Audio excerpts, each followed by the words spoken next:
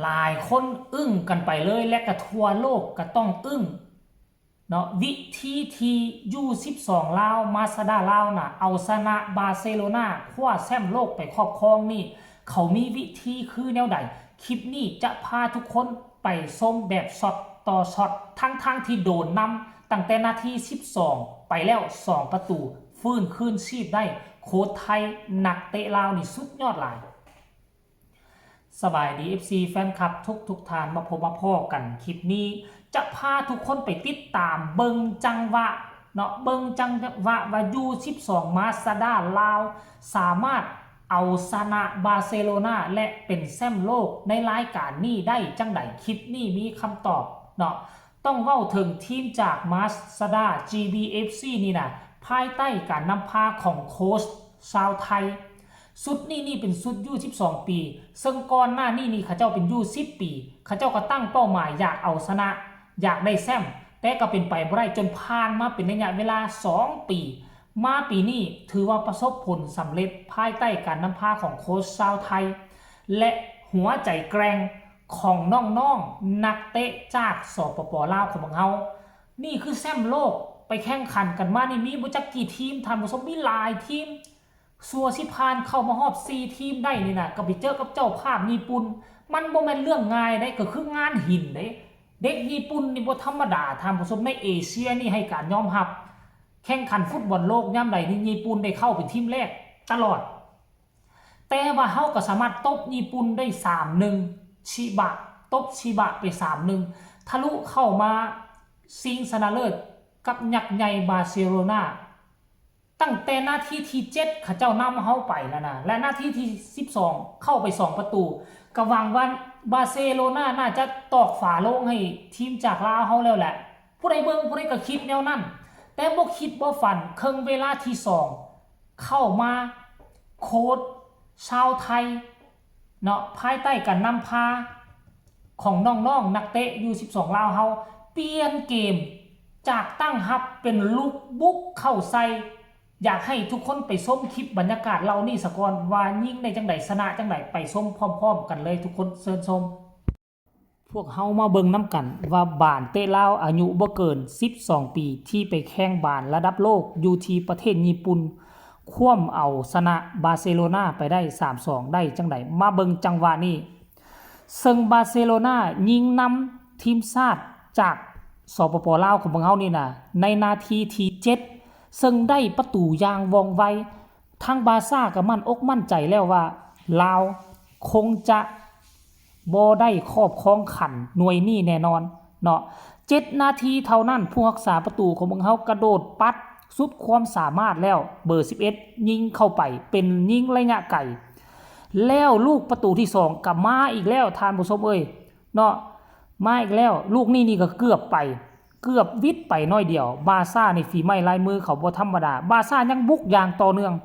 เนาะบุกอย่างต่อเนื่องมาจังหวะนี้อีกทุกคนเอ้ยนี่นะวุดวิดส่งปั๊บยิงปึ๊บนี่ในนาทีที่12ยู12ปี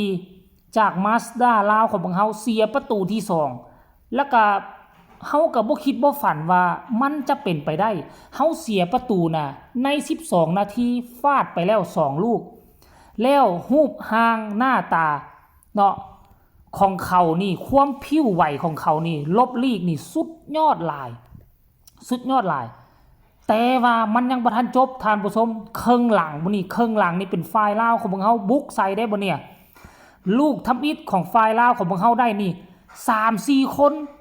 เอาหนูน้อยเบอร์24นี่บ่อยู่เนาะเบอร์น้อยอันน่ะหนูน้อยเบอร์24ของมาสด้าลาวของเฮาลบลีกได้2คน3คน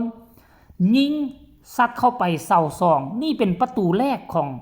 มาสด้าลาวของพวกเฮานะ ท่านผู้ชมแล้วลาวของพวกเฮาก็ขึ้นมาต่อเนื่องอีกจังหวะนี้จังหวะนี้ตัดบานได้ทุกคนนี่ญาติกันไปญาติกันมานี่ลาวเฮาเห็นบ่จังหวะนี้ก็คือว่าผิดพลาดกองหลังของบาร์เซโลนาผิดพลาด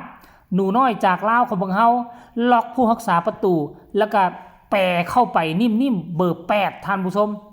มาสังเกตเบิ่งกองหน้าของพวกเฮาน่ะมีแต่คนน้อยๆคนต่ำๆไหนแต่ว่ากองหลังของพวกเฮานี่ สู้เขาได้อยู่กองหลังกองกลางแต่ว่ากองหน้าของพวกเขานี่2คนนี่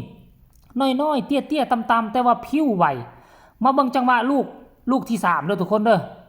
จังหวะลูกที่3นี่พวกเจ้าอึ้งแน่นอนอันนี้ยังเป็นจังหวะที่ลาวเฮาบุกพยายามที่จะยิงเข้าไปแต่มันก็ยังยิงบ่ได้ท่านผู้ชมยิงบ่ได้อันนี้ก็เป็นอีกจังหวะนึงนี่จังหวะที่3นี่แทงทะลุมาเดียวเลย2-1ยิงเข้าไปในระยะเผาคนป๊าดโถไผจะไปคิดบาร์เซโลนาก็บ่คิดญี่ปุ่นก็บ่คิดของเขานะประเทศเขาคือบานเตะระดับโลกไผจะไปคิดไปฝันว่าคำว่าลาวนี่นะจะสามารถคว้าแชมป์โลกในยู12ปีได้ท่านผู้ชมโอ้โหนี่คือแชมป์โลกได้แต่ว่าพวกเจ้าฮู้บ่คนที่พาลาวเฮาไปคว้าแชมป์โลกได้นั่นก็คือโค้ชจาก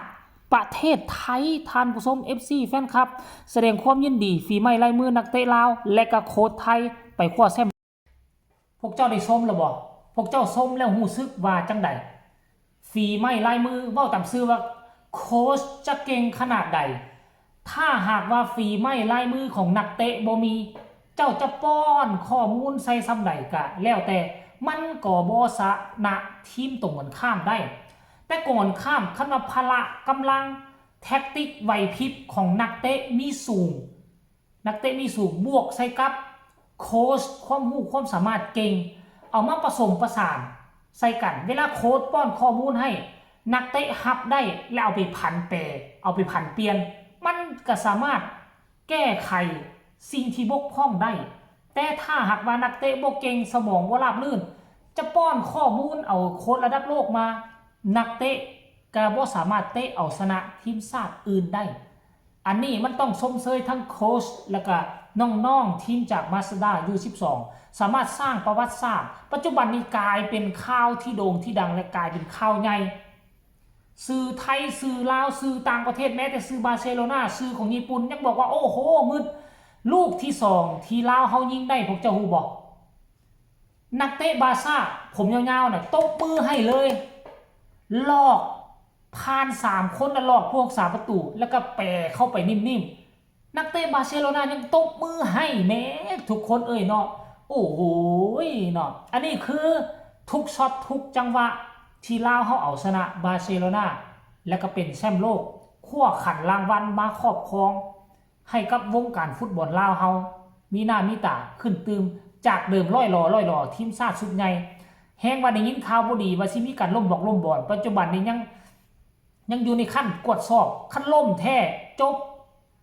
บมันสิออกไปจากคนทีมชาติลาวเฮาชุดใหญ่ซัวสิสร้างมาได้ซ้ำนี่น่ะท่านผู้ชมเอ้าฝากไว้ให้เบิ่งฝากไว้ให้คิดคนละ1ไลค์1แชร์ทีมชาติชุดใหญ่คนมาเฮียนเอานำน้องๆอยู่12ปีเด้อคันอยากชนะสำหรับคลิปนี้ลาท่านผู้ชมไปก่อนสบายดี